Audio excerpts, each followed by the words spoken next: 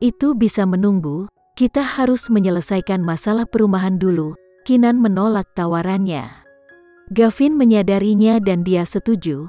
Kamu benar, kita tidak bisa tinggal di apartemen itu lagi. Kita membutuhkan tempat tinggal baru. Aku akan mencarikan tempat yang bagus untuk kita. Jadi gunakan waktu ini untuk beristirahat. Aku sudah memperhatikan suatu tempat, tetapi aku harus menangani ini secara pribadi. Kamu tinggal di sini dan bantu aku menjaga paman. Aku akan segera kembali, kata Kinan sebelum berbalik untuk pergi. Kak, mau kemana? Gavin yang terkejut memanggilnya tapi dia sudah jauh di koridor. Dia tidak berbalik. Kemana dia pergi? Tak perlu dikatakan lagi, dia akan mencarikan mereka tempat tinggal dan tempat yang dia perhatikan adalah villa tua keluarga Aditama.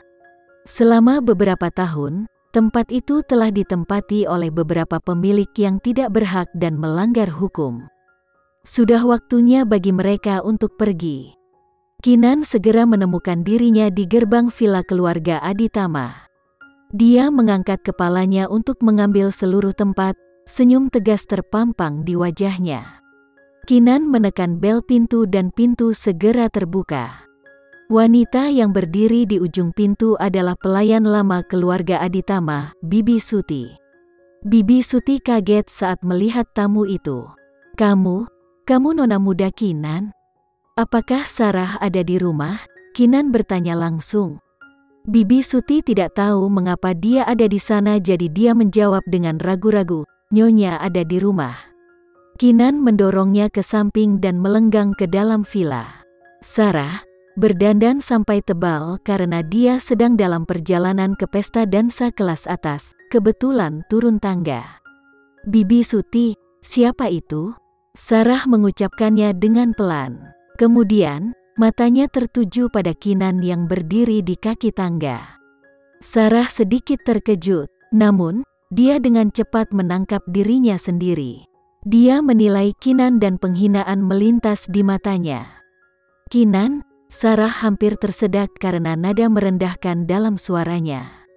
Kapan terakhir kali aku melihat wanita murahan kecil ini? Itu 2 tahun yang lalu. Aku ingat saat itu Hendra terserang demam parah. Mereka telah menghabiskan tabungan mereka dan bertahan hidup dengan hutang. Di luar pilihan, Kinan memiliki ide gila bahwa dia bisa kembali untuk menuntut warisannya. Tak perlu dikatakan, aku mengusirnya, bahkan tidak 1 sen pun. Setelah 2 tahun damai dan tenang, Kinan kembali lagi. Semua pikiran ini mengalir di benak Sarah.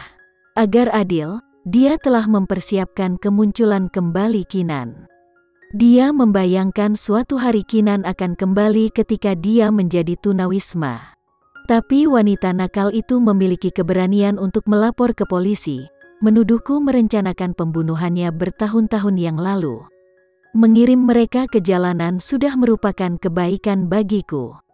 Tentu saja, Sarah tidak mengatakan hal-hal ini dengan keras. Dia melirik Kinan dengan jijik. Dia tidak takut sedikit pun meskipun dia tahu Kinan ada di sana untuk menyebabkan masalahnya. Sarah telah mewarisi seluruh kekayaan keluarga-keluarga Aditama, mengapa dia takut pada Kinan? Sarah berkata sambil mencibir, Bibi Suti, apakah kamu sudah pikun? Mengapa kamu membiarkan orang asing masuk ke rumah? Rumah kita bukan pusat penampungan, siapapun tidak diizinkan masuk. Bibi Suti menjawab dengan suara selembut suara nyamuk, tapi Nyonya, ini nona muda Kinan. Bibi Suti, kamu benar-benar sudah pikun. Rumah ini hanya memiliki 1 nyonya muda dan itu adalah Fania. Kamu pikir pejalan kaki acak manapun bisa menjadi nyonya muda? Bibi Suti ketakutan dalam diam.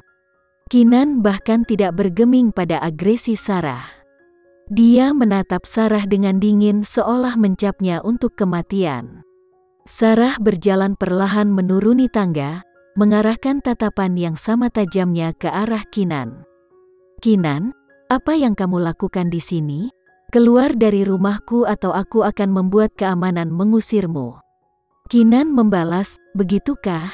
Aku ingin tahu apa yang memberimu kekuatan untuk mengusirku. Ini rumahku, bukankah alasan itu cukup? Aku akan mengatakannya sekali lagi, keluar. Kamu mencemari rumahku dengan kumanmu, kata Sarah dengan berapi-api dan dendam. Sama sekali berbeda dari cara dia berbicara 6 tahun yang lalu. Sebelum Surya, ayah Kinan meninggal, Sarah adalah ibu tiri yang baik dan penyayang.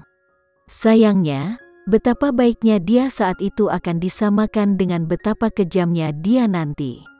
Kinan menyalahkan dirinya sendiri karena tidak melihat melalui tindakannya sebelum terlambat. Apa? Rumahmu? Kinan berkata ketika dia beringsut lebih dekat ke arahnya, menembakkan belati dengan matanya. Sarah, kamu benar-benar berpikir aku tidak menyadari kebenaran kematian ayahku, kecelakaan mobilku sendiri, dan trik yang kamu lakukan dalam surat wasiatnya? Kecemasan melintas sementara di seluruh fitur wajah Sarah. Dia menatap Kinan dan berkata perlahan, jadi, kamu telah memulihkan ingatanmu. Itu benar, aku kembali untuk menagih hutangmu padaku. Sarah tertawa mengejek. Dia tidak peduli apakah Kinan telah memulihkan ingatannya atau tidak. Gadis itu masih bukan siapa-siapa. Aku berutang padamu, aku istri ayahmu. Setelah kematiannya, semuanya secara alami jatuh ke tanganku. Jadi apa hutangku padamu? Siapa kamu untuk meminta warisannya? Memanfaatkan celah hukum, Sarah tidak menganggap Kinan sebagai ancaman atas klaimnya atas aset Surya. Kinan, bahkan jika kamu berani menantangku di pengadilan, aku tidak takut, tapi kamu harus melakukannya karena aku akan menuntutmu karena pencemaran nama baik. Sarah telah menghubungi pengacaranya untuk menyusun dokumen ketika dia mendengar Kinan pergi ke polisi untuk melaporkannya. Dia akan memastikan si brengsek kecil itu menyesal telah melawannya. Aku menyambutmu untuk melakukan itu. Kita akan melihat siapa yang menang dan siapa yang kalah, kata Kinan dengan nada tak tergoyahkan. Ini membuat Sarah meragukan dirinya sendiri, takut Kinan akan mengalahkannya. Namun, dia dengan cepat membuang keraguannya dari benaknya. Bagaimanapun juga, dia terlalu pintar untuk wanita nakal untuk memiliki apapun padanya. Kamu pegang kata-kataku, aku secara pribadi akan mengirimmu ke penjara. Sarah meludah dengan kejam. Dia berbalik dan memerintahkan, Bibi Suti, panggil keamanan untuk mengusirnya. Bibi Suti tercengang. Sarah menatap pelayan tua itu dengan tatapan tajam, menambahkan, apa, bahkan kamu memberontak melawanku sekarang? Tentu saja tidak, Nyonya. Bibi Suti tidak punya pilihan selain memanggil keamanan. Setelah Sarah memerintah, Bibi Suti masih menasihati Kinan dengan ramah. Nona Kinan, tolong cepat pergi sekarang, keamanan akan segera datang. Kinan yang tidak bingung membalas senyumannya tapi dia tidak bergerak. Dia memandang Sarah dan berkata sambil menyeringai, lebih baik mereka ada di sini. Aku butuh bantuan mereka untuk mengusir penghuni liar itu. Wajah Sarah menjadi gelap. Kinan, siapa yang kamu sebut penghuni liar? Kamu, dirimu sendiri, tahu jawabannya. Mata Sarah berkedut sebentar. Dia tiba-tiba memiliki firasat buruk, tetapi dia masih berdiri tegak. Apalagi yang bisa dilakukan Kinan? Wanita murahan kecil itu mungkin memiliki beberapa kesaksian di sisinya, tetapi dia pasti tidak punya uang untuk mendukungnya. Semua yang ada di villa keluarga Aditama adalah miliknya, jadi bagaimana bisa seorang gadis kecil menyakitinya? Dengan pikiran yang menenangkan ini, dia membaringkan dirinya di sofa dengan suasana santai, menunggu petugas keamanan datang. 2 petugas keamanan terlatih segera tiba di tempat kejadian. Nyonya Sarah, mengapa Anda memanggil kami? Salah satu pria bertanya dengan sopan. Sarah menatap Kinan dengan jijik, menambahkan, usir wanita ini keluar dari rumahku dan larang dia masuk ke vilaku sampai kapanpun. Pastikan dia tidak diizinkan lagi masuk di tempatku, mengerti? Keamanan memindai Kinan dan berkata secara profesional, Nona, silakan ikuti kami.